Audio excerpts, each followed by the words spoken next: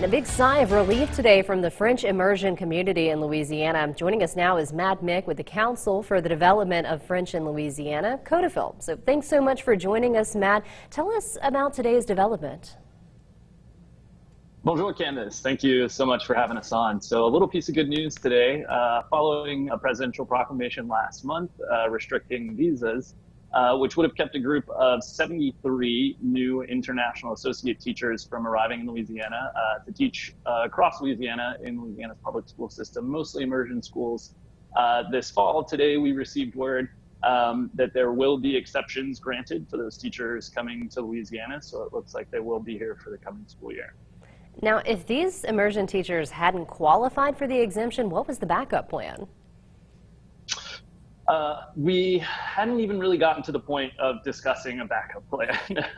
All of our effort, both the CODEFIL and among the rest of our partners, was being exerted to try to get this exemption.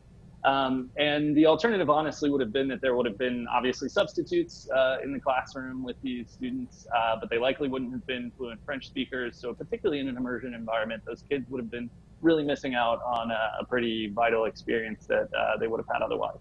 Yeah, and I know this is something that's especially important to try to continue once you start. I mean, I learned French for quite a while, and once you step away from it for a little bit, it's really hard to get back in there.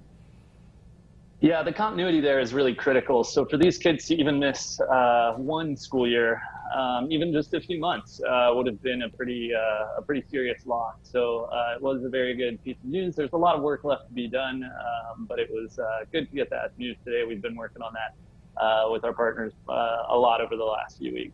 All right, definitely good to hear some great news there. Merci, Matt. Thanks for joining us today. Merci à vous.